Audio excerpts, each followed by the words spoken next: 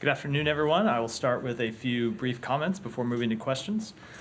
Today, the Secretary determined that members of the Sudanese Armed Forces and the Rapid Support Forces have committed war crimes in Sudan. The Secretary also determined that members of the RSF and its allied militias have committed crimes against humanity as part of a widespread and systematic attack directed against Darfur's civilian population. Members of the RSF and allied militias have also committed ethnic cleansing. The SAF and the RSF must end this brutal conflict. The warring parties must comply with their obligations under international humanitarian law and international human rights law, and we call on them to protect civilians, hold accountable those responsible for atrocities and other abuses, allow unhindered humanitarian access, and negotiate an end to this conflict. For too long, the belligerents have killed, raped, and attacked civilians with impunity in Sudan. The international community must work towards meaningful justice for victims and the affected communities and bring an end to this era of impunity. As we work with our African partners, the United States calls on all countries to support efforts to protect civilians in Sudan, prevent future atrocities, and promote accountability for those responsible for these horrific acts. As we have repeatedly said since the outbreak of this conflict, the United States stands with the Sudanese people, who did not ask for this war, in support of their rightful demands for a transition to democracy and freedom, peace, and justice. We will use all the tools at our disposal to support these aims. With that, Matt. Okay. Just to clarify, though, this determination does not come with additional sanctions. Not today. As you are aware, we have imposed sanctions already on members of the RSF and entities owned by both of the factions. But no additional sanctions imposed today. So what's the impact of it? So I think two things. One, it is important to send a signal to the international community what in fact has happened here. We have documented repeated atrocities. We have documented members of the factions going in and just executing civilians in villages at point blank ranges. We've seen accounts of them going into schools and demanding to know where are the boys, where are the men, so they could execute them. We've seen systematic accounts of rapes, and we think it's important to point that out and call it what it is. And then the second thing I would say is we have taken sanctions in the past, and we are ready to impose additional measures if and when we have developed appropriate facts to support them. Based on this determination today? No, I mean in general, we've imposed sanctions unrelated to this determination because we've seen people make violations. But no, not just based on this determination, but based on our work to hold people accountable for their actions in this conflict. Okay. Other people might have more on this, but I want to go to the Middle East real quick. And I have one question, but it's about three separate things. One is that the Israelis are continuing to talk about this idea of a buffer zone that they would like to create either in or potentially near Gaza. Can you clarify what the U.S. position is on that? Can you clarify what the U.S. position is on the idea of there being a quote-unquote transition period that during which Israel would retain or would keep security control of Gaza after the conflict is over, if the conflict ever is over? And then lastly, what is the U.S. position on the idea of a international security or peacekeeping force that might be deployed, that some have called for to be deployed? Let me take them in order. So with respect to the first one, the Secretary made very clear in a speech he gave several weeks ago in Tokyo, where he laid out the principles that the United States supports when it comes to the end of this conflict in Gaza. One of those principles was that there must be no reduction in the size of Gaza. And that remains our position, and it will remain our position. So if any proposed buffer zone was inside Gaza, that would be a violation of that principle, and it's something that we oppose. If it's with respect to something in Israeli territory, I won't speak to that. That's a decision for the Israelis to make. But we're very clear that when it comes to reduction in the size of Gaza, that's not something the United States supports. With respect to the second, I remember the third. What was the? Remind me what the The second. second one was. The second was transition. With respect to a transition period, look, we understand that there will have to be some kind of transition period after the end of major combat operations. I don't think it would be in anyone's interest, not Israel's interest, it wouldn't be in the Palestinian people's interest for at the end of major combat operations for Israel to just leave and leave a security vacuum in place where there could be rampant lawlessness inside Gaza and innocent civilians exploited. So we understand there will need to be some transition period at the end of combat operations. I am not at this point able to define, while the conflict's ongoing, how long that would take or when it would end. I think it's too early to prescribe any parameters for that. And then with respect to But yeah, it would have to be temporary. Yes, because because one of the positions we have also made clear is that there can be no reoccupation of Gaza. And then with respect to the third, the international security force, these are the types of conversations we are engaging in with our allies and with our partners in the region. I think it is too early to definitively prescribe any solution, but we are focused on what the post-conflict environment needs to look at in Gaza, and that obviously includes security for the Palestinian people of Gaza. Thank you. Yeah, Saeed.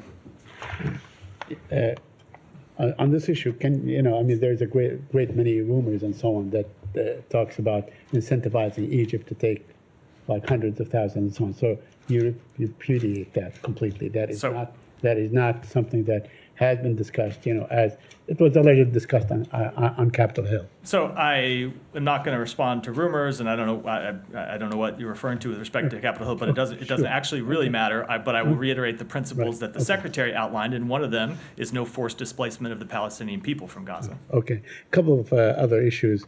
There was a report that Israel's assault forced a nurse to leave babies behind. They were found decomposing. Are you aware of the story?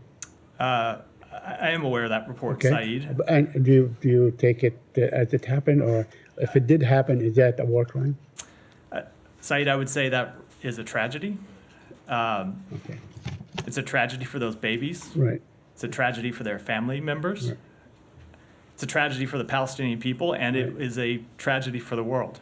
Okay. And it is why we have made clear that far too many Palestinians have been killed in this conflict, and that, of course, includes far too many Palestinian children and, of course, Palestinian babies. And it is why we have taken every measure we could to speak loudly and clearly to the government of Israel that it needs to do everything it can to minimize civilian harm, and it's why we have worked to try and move humanitarian assistance in. And it is also why I will say we have said that Hamas should stop hiding its fighters in hospitals. I'm talking about this particular incident. I know. It gets to the very difficult nature of this war, Right. And the immense human tragedy that has been inflicted on far too many people. But if it happened, it's not a war crime, or is it a war crime? So I'm never going to be able to make an assessment here. You saw us today make a conclusion about war crimes after a very deliberate fact-finding process where we then apply the facts to the law. It's not something I can do responding to a will the report. US do a fact-finding? Just please let me finish my answers before you interrupt. I will take all of your questions. Sure. It is not something I can do responding to a report from the podium. Okay, I understand, but would the U.S. consider sending a fact-finding mission like you did? We are in the middle of a conflict right now, an ongoing conflict. We monitor all of these reports, but I'm not going to speak to what actions we might take when we're still in the middle of major combat operations. And lastly, my last question, on Monday, when I asked you about, where should the Palestinians go, and you said there are designated UN centers to go to. Well, apparently the spokesperson for the United Nations, Stéphane Dujarric, whom you know, repudiated that yesterday, or refuted that. He said, let's be clear, there are no UN designated safe zones in Gaza. I think all my senior colleagues have been very clear, including the Secretary General, saying there are no safe places in Gaza. There are shelters that fly the UN flag that are sheltering thousands and thousands and thousands of people, men, women, and children who are trying to stay alive and get some food, get some water. We have seen since the beginning of this conflict that those places that the UN flag have not been safe either. You comment on that? So I will say, first of all, I did not say that there were safe zones. That is a very different concept. said there were safe Saeed, zones. again, can we just establish a ground rule that I won't interrupt you and you won't interrupt me? I did not say that there were safe zones. That is a different concept. We have seen earlier in this conflict the idea of safe zones, and what instead we have moved to, what we have supported, are areas that are deconfliction sites, and there are sites that are UN flagged facilities that Israel is aware where those sites are. Israel has placed them on deconfliction lists, and Israel is not supposed to target those sites. That is what I was referring to. We continue to support people moving to those sites where they can be safe from harm. But again, we recognize the very difficult situation on the ground and the very difficult choices that many Palestinian civilians are having to make every day.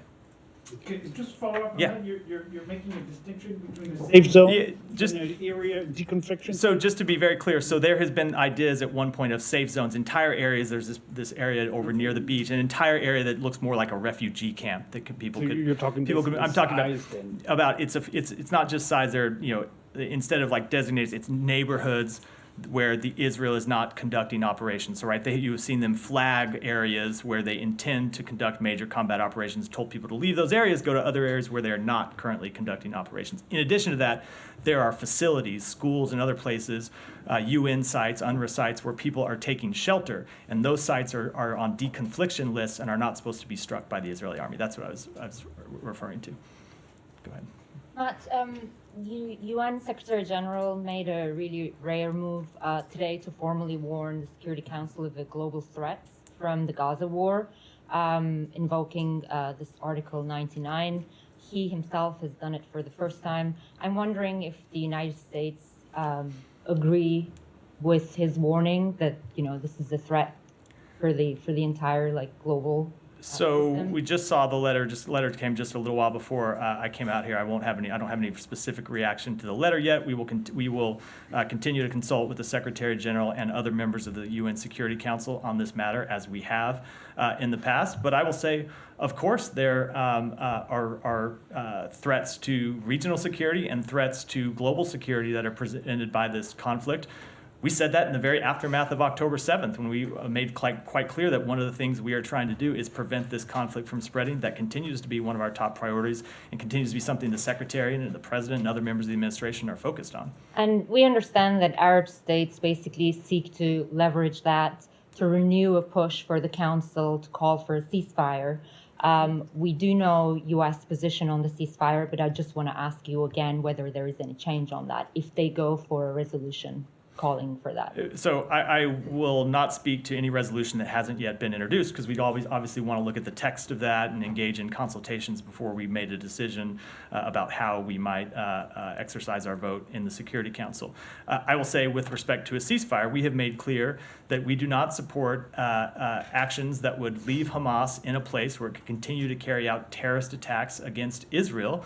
We've also been clear that we support humanitarian pauses, especially if those humanitarian pauses can allow hostages to come out. The 7-day pause was incredibly successful with getting hostages out, with getting increased levels of aid in, and most importantly, or I shouldn't say most importantly, but equally importantly, allowing civilians in Gaza to move out of harm's way and move from one area to another. And we think pauses are important, and pauses should continue, and we would support further pauses. Right.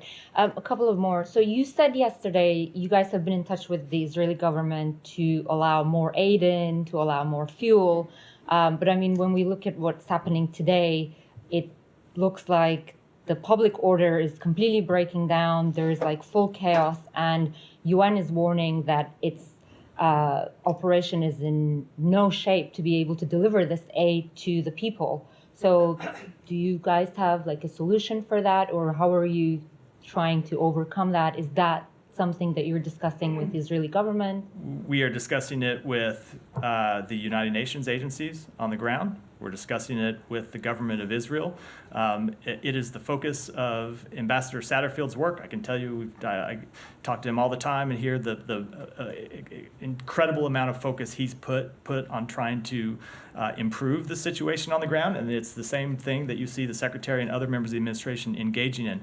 So it is something we're focused on. And I will say, when I say focused on, it's not just on increasing the amount of aid that comes in, but improving the ability of aid workers inside Gaza to then deliver that aid to the people who need it most.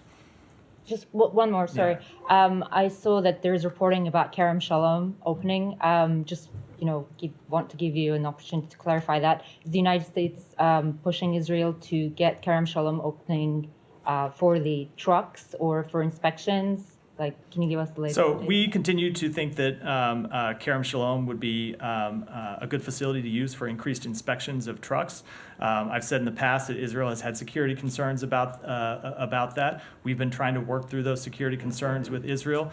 I don't want to get too much into the specifics of those conversations, but all of these issues you raise are things that we are talking about them with them directly. Jay.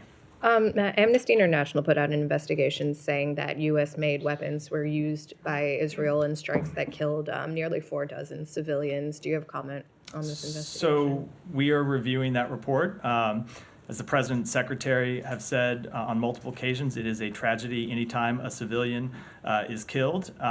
We have made clear in our discussions with Israeli leaders that we are deeply concerned about the protection of civilians in this conflict. We expect Israel to only target legitimate targets and to adhere to the laws of armed conflict. That includes taking measures to reduce the risk of harm to civilians. I've talked before about the very real challenges that Israel faces because Hamas uses civilians as human shields. So I would say we will continue to engage with the Israeli government and all those things. And of course, the Israeli government has a professional military, and so when they get these types of reports, they should do what our military should do, which is investigate them. That's something every military should do, and we would expect them to do so as well. Have they given you any commitment to investigate? I'm not aware of any conversations we've had. It doesn't mean they haven't gone on, but I'm just not aware of them. And is the U.S. undertaking its own investigation or inquiry into whether U.S.-made weapons have been used in a disproportionate way? So we continue to monitor everything that happens with respect to this conflict, but again, I'm not going to speak to any internal deliberations. And then can I get your assessment? I mean, we're several days into the renewed offensive in southern Gaza, and the Secretary said last week that it cannot be prosecuted in the same way it was in the north. Do you feel that the Israelis are fulfilling this? So again, I think we are still at an early stage of this part of the conflict, in southern Gaza. You heard the Secretary say that too many Palestinian civilians have been killed. That remains the case. Too many Palestinian civilians have been killed. Too many Palestinian civilians have been killed. I should say, too many Palestinian civilians continue to be killed. We want to see the civilian death toll lower than it has been. We want to see the civilian death toll lower than it is today, lower than it has been the past few days. Again, this is a good component of this is the problem presented by Hamas embedding in civilian sites in Khan Yunis, just as it did in Gaza City. But that doesn't lessen the burden that's on Israel to do everything it can to reduce civilian harm. So we had some very frank conversations with the government of Israel about that when we were there last week. We continue to have very frank discussions with them about this question, and I think I'll leave it at that. Yeah, go ahead.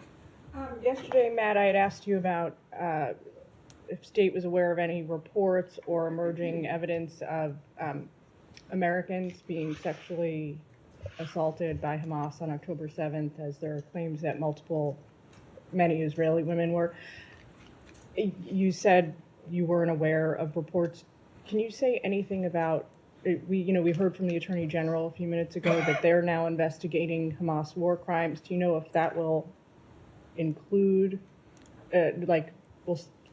looking at potential sexual crimes as well, or is state still following that? I think I should defer to the Department of Justice to speak to its investigations and what they may or may not include. I know that you don't comment on university campus level goings on, but yesterday a group of Ivy League presidents on Capitol Hill in sworn testimony declined to condemn calls by their own students for the killing of Jews. I'm wondering if, more broadly speaking, outside of college campuses and universities if the State Department has a position on calling for the murder of Jews. Is that something that the department considers anti-Semitic? Yeah, absolutely. You're right. When it comes to matters inside the United States, there are many agencies inside this government that would comment on it, but that is not the remit of the State Department. But obviously, calling for the murder of Jews is anti-Semitic. It's horrific. We have a special envoy here dedicated to combating anti-Semitism around the world. In addition, you've seen the Secretary speak about this and call it out, as I have from this podium, and we will continue to do that. So you would oppose the calling of the murder of anyone, Right. Absolutely. not just Yeah, Jews. yes, I mean- quite obviously. Yes. One last question, if I may. Quite a few localized menorah lighting celebrations ahead of the start of Hanukkah tomorrow have been canceled by local officials, citing threats from pro-Palestinian protesters that are scheduled for the area. Now, in California, Gavin Newsom has canceled some kind of a Christmas tree lighting ceremony as well. I'm wondering if the State Department has concerns about the impact of the war in Gaza and the political fallings out, on religious freedom for Americans ahead of the holidays. So let me just say that when it comes to the specific incidents you cite, I think I will defer to the Department of Homeland Security, maybe to the Federal Bureau of Investigation for comment on those, as those are obviously local matters inside the United States. But I will say that generally we have seen a rise in anti-Semitism around the world. Since October 7th, we have seen a rise in Islamophobia around the world since October 7th. And we will continue to do everything in our power to call that out when we see it, to make it clear it is objectionable, and to align our policies to fight it wherever we can. Thanks. Leon, go ahead. If I may come back to Sudan, I have a hard time understanding. You've taken months to make the determination that there were war crimes and even crimes against humanity regarding the FSR forces. And you come out and give the statement and all that, but you don't announce any sanctions. And you haven't, the sanctions that have been in place have not hit the highest level. So I have a hard time understanding how at the same time you come out, make the determination, and don't come with something more forceful in terms of sanctions. And then aside from that, just if you know, are there any, as of now, are there any ongoing talks? There were the Jeddah talks, but that was months ago or what have you. Is there anything ongoing in terms of U.S. involvement with the two parties? So I will say we have imposed sanctions in the past, and just because we are not announcing sanctions today does not mean we will not impose additional measures in the future.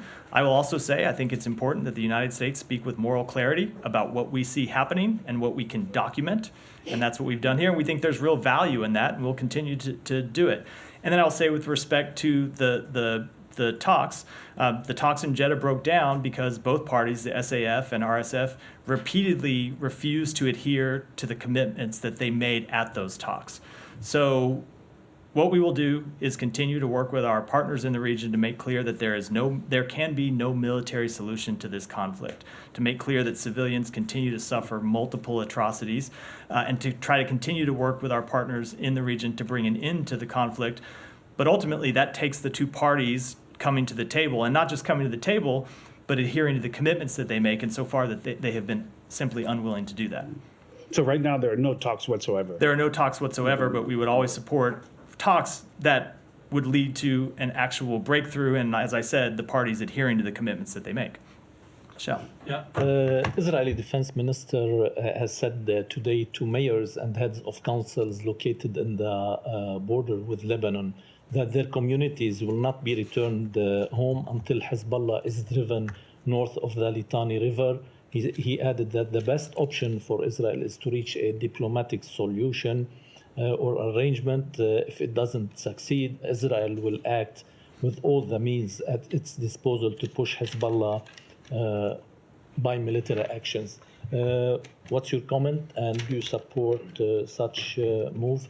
So I will say that one of the things that we have made clear from the beginning is that we don't want to see this conflict expand, and that includes expanding to the north of Israel. We do not want to see increased military activity between Israel and Hezbollah in northern Israel.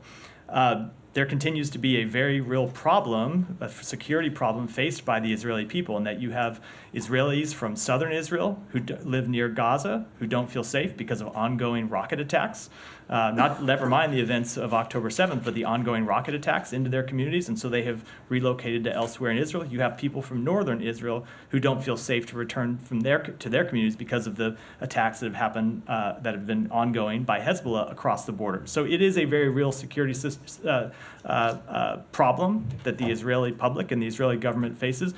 We want to see a diplomatic solution, as we have said, and we would oppose any widening of the conflict and urge Israel not to widen the conflict. What's the diplomatic solution? Again, we'll continue to pursue diplomacy. We have, I will say, been pretty consistent, and you've seen the Secretary focus on this in his travels around the region and trying to keep the conflict from expanding from, as I said, in northern Israel, in the West Bank, to involve other countries.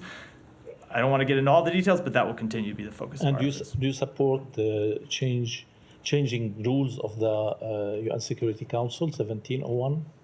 I do not have any new announcements about new Security Council resolutions or changes to announce today. Shannon, go ahead. Thank you. There's a lawsuit filed in federal court alleging that the State Department has treated Israeli Americans and Palestinian Americans inequitably when it comes to evacuations from around the conflict zone. Do you have a response to that broad statement, that broad claim? I've seen the lawsuit, but as always with ongoing litigation, I'm going to refer to the Department of Justice for comment. And is it still the case that the State Department is aware of more than 1,000 individuals, and including around 350 American citizens who are still waiting to evacuate from Gaza? And is it doing anything to speed up that kind of trickling pace? So we have seen a number of American citizens and their family members and legal permanent residents coming out in the past few days. We now have gotten over 1,100 American citizens and family members out through Rafah, and we continue to work with the government of Israel, with the government of Egypt, to try to get more Americans out. We have a number of Americans who are on the list, who are cleared to leave, who have not yet left. We'll continue to try to get them out. And with respect to the numbers that remain, is a little under 1,000 that remain, with about 350, 370 of them being American citizens. But I will note that that number fluctuates. You've seen times where, despite us getting more people out, the number remaining goes up because there are Americans who are in Gaza who identify other family members that want to come with them. But any efforts to speed that up? Yeah, we continue to work. It continues to be something that we are focused on and trying to get. There's obviously a difficulty of people moving around Gaza right now. So you have not just the problem of getting people onto the list so they're cleared for departure. There's only so many people that can go out through Rafah every day, but also people actually being able to make it to Rafah to get out. And that is why we focus on the humanitarian efforts I was talking about earlier in the briefing. And just finally, has the State Department confirmed any deaths of American citizens in Gaza, or is it investigating any reports of deaths at this We point? are still investigating the one report that I've mentioned on previous days, but we have not yet confirmed whether that death actually happened or whether the person was an American citizen. Thank you. Go ahead.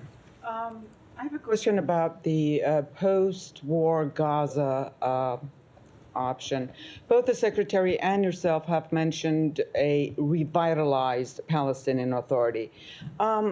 What's expected of the PA in that context? Could you explain what?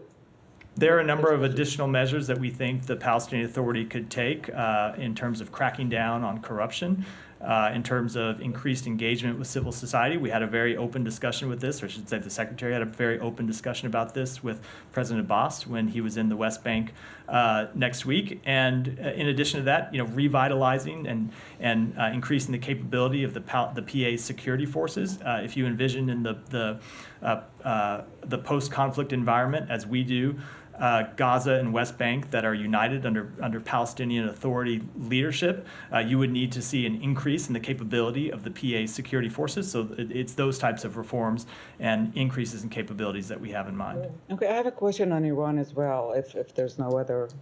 Go ahead. No, Okay, people can thanks. still we can come back. It's not a it's not a hard turn. We don't. In response to a class action suit in Iran with regards to the elimination of the former Quds commander, Qasem Soleimani, a court has decided that the U.S. should pay $5 billion. Any comments? Yeah, we don't have any reason to believe these are legitimate proceedings. The Iranian judicial system is widely regarded to be lacking any independence from the Iranian regime. So I don't have any comment on this specific verdict. We obviously don't have any people participating in judicial proceedings inside Iran, but the United States will continue to do everything that's necessary to protect our people and our interests. Yeah, go ahead. I'll come back to you, Janet. Go ahead. Thank you. Do you have anything to say on the Secretary's meeting with the members of Arab League and the Organization of Islamic Cooperation on Friday?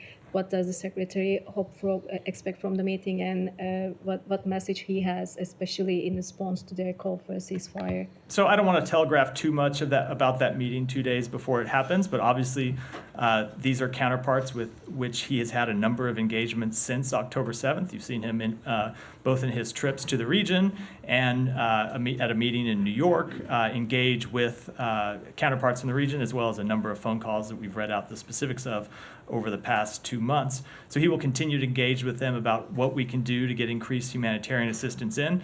He'll continue to engage with them about how we can get hostages out. He will, of course, want to talk about the end of the conflict and lay out the principles that he laid out in Tokyo, as he did in a meeting he had in Dubai, and continue to talk with them about how we can move forward, prevent this conflict from widening, and ultimately find a solution in the long term that leads to the establishment of an independent Palestinian state. Yeah, thank you. Going back to the Iranian sanctions, Russia and Iran signed a declaration to counter the Western and also the U.S. sanctions. Does that declaration concerns you?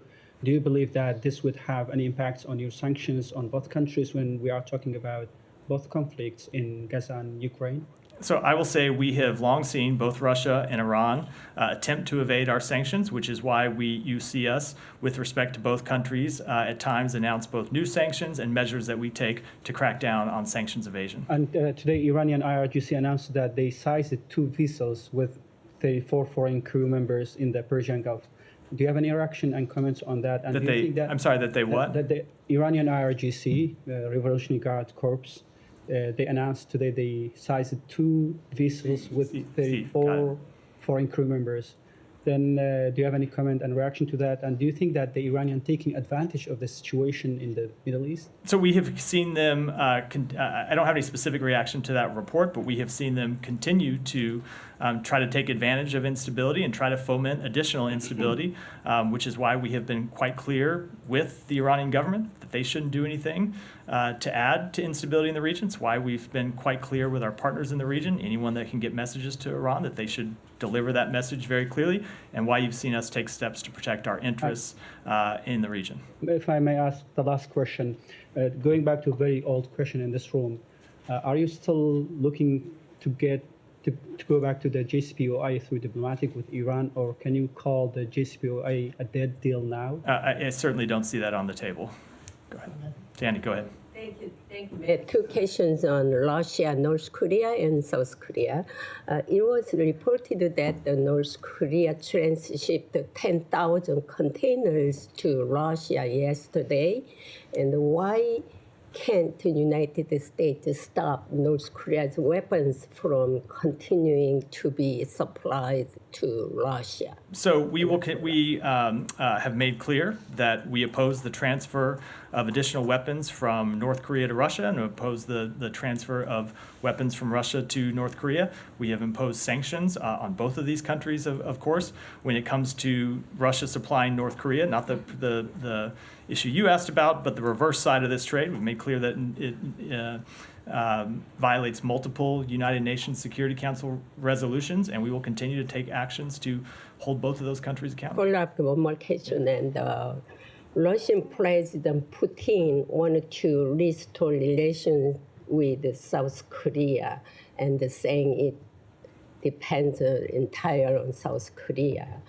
Do you think this is Putin's strategy to create a rift in U.S. and South Korea relations, or I don't think I have. I just don't think I have any comment on that. Alex, go ahead. Thank you, Mark. Speak to the Secretary's level of alarm following yesterday's interactions on the Hill. The reports that some senators, left the briefing, and I'm also asking because the Secretary just noted in his statement that today's package will, he mentioned, be one of the last security assistance packages we can provide to Ukraine without congressional approval. Can you unpack it, please, for us? I think the secretary found it to be a frank and candid exchange of views on the Hill, mostly between members of the Senate, not involving the administration. But as we made clear in the statement we issued today about the drawdown package, we have nearly exhausted the available security assistance that is available to Ukraine. It is urgent that Congress act to support Ukraine. It is urgent that Congress act to support democracy. The president spoke to this today.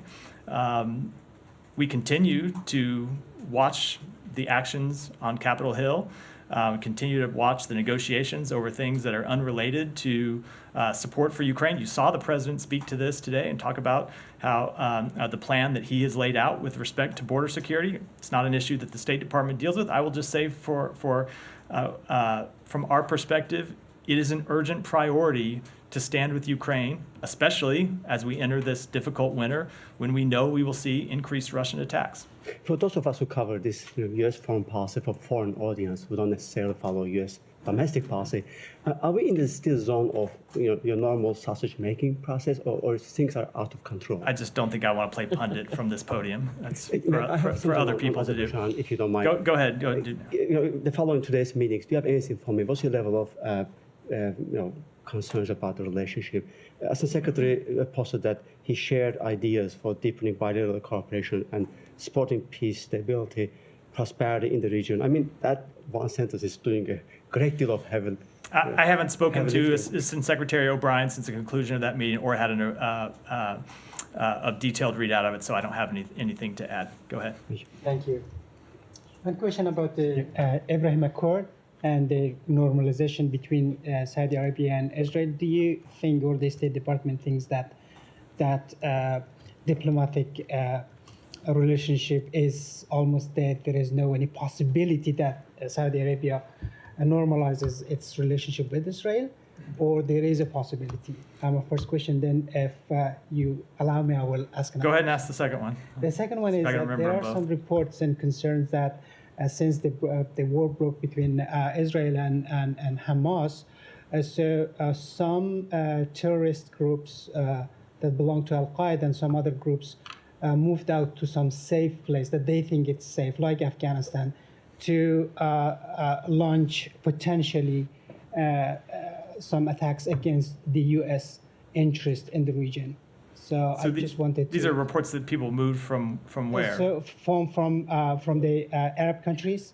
Oh, from the Arab... yes. So I don't have any specific comment on that. Obviously, we take any threats to our forces very seriously. We take any threats to our interests very seriously, and we'll take whatever steps we need to protect our forces overseas and our interests. With respect to your first question, which I then forgot, remind me what it is. It was the relationship between Saudi. Oh yeah, Saudi. Yeah, of course, with the normalization question. So, look, we have made quite clear that we think further integration between Israel and its neighbors is in the long-term security interests of the region. It's in the long-term economic interests of the region. It would further peace and stability. But it's also no substitute for the establishment of an independent Palestinian state. So at the end of this conflict, you are going to see the United States focus, and we've already started conversations about this, not just on what the post-conflict period looks like, but trying to get on a path to the establishment of an independent Palestinian state. And hopefully, along with the establishment of an independent Palestinian state, would come further integration between Israel and its neighbors. We think those are both very important things that would be good for countries in the region and good for the entire world. Let me go to someone in the back. Well, I'll come to you next. Go ahead, Michelle. Do you have any comments on President Putin's visit to Saudi Arabia and UAE? I don't. Go ahead, in the back. I know that the strategic dialogue between United States and Belarus and Democratic Movement started today, so my question will be about Belarus. Yesterday, U.S. put some new sanctions on Lukashenko's, on so-called President Lukashenko's wallets.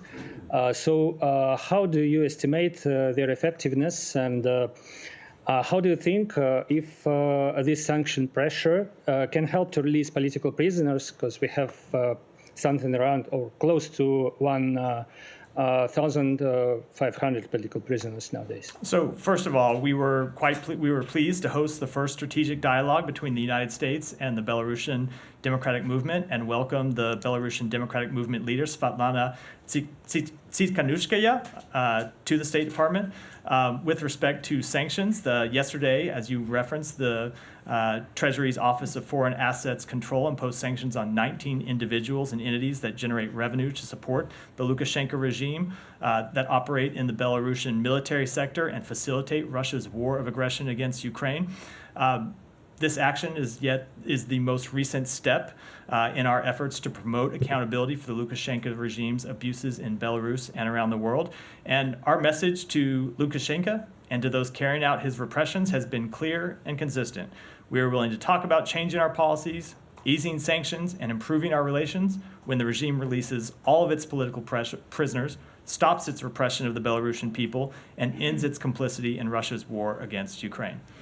Go ahead over here, and then we're going to. Thank you very much, Matt. Thank you very much, Matt. Former Prime Minister of Pakistan appeared in the court after many months. For the first time, he interacted with the media as well.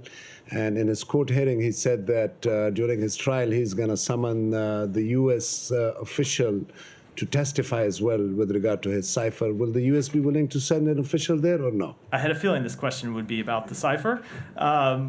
As always, not in a position to comment on ongoing litigation. As we have consistently stated, we call for the respect of democratic principles in Pakistan and around the world. We are following the cases brought against the former prime minister, but we have no comment on the charges against him. Just one more, Matt. We go to Humera, and then we'll wrap up. Oh, sorry, I thought you had a follow-up question. I do. No, go ahead. Go ahead. Okay. I just wanted to put a fine point to some of my previous questions and questions from my colleagues. Just, looking at what the Secretary has discussed in Israel last week and looking at the situation inside Gaza today, he had asked Israelis for specific actions, and we talked about deconfliction zones and all of that. There are a lot of people who say nowhere isn't safe in Gaza. Does the United States believe there is anywhere safe in Gaza? There are areas in Gaza that are designated as places that are safe for Palestinian civilians. As I mentioned before, UN sites where people can go that should not be struck, and we expect that the Israeli government will respect those deconfliction zones and not strike them. Okay, but that sounds a lot like the difference between the intent and the results that the Secretary has mentioned, right? Like, those are the plans, but the result right now does not seem to be matching the intent. So I'm wondering if there has been any high-level intervention from this building to the Israeli government since we left the region on these issues and what was communicated, and whether Ambassador Satterfield or you guys have a specific plan to remedy this urgently. So we continue to engage in conversations with the Israeli government in this building, at the White House. Those conversations did not stop when we left the region. They have continued since we left. As the Secretary made clear, too many Palestinian civilians have died in this conflict. Too many Palestinian civilians continue to die, and we will continue to have very direct conversations with the Israeli government about steps they can and should take to further minimize civilian harm. And my final one on this, because just a few minutes ago when you were answering one of our questions, you said we're still at an early stage of this part of the conflict. It sounds like you do know what's the next part of the conflict. No, when it comes to stages, I was referring to the previous stage, this stage as opposed to the stage in northern Gaza, not at all predicting what the next stage of the military campaign. And you still maintain that it is early to make a final assessment or an interim assessment like Matt asked yesterday. I do. As I said, we're still days into this conflict. But as I said, too many Palestinian civilians continue to die. With that, we're out for today. Thank you. Thank you.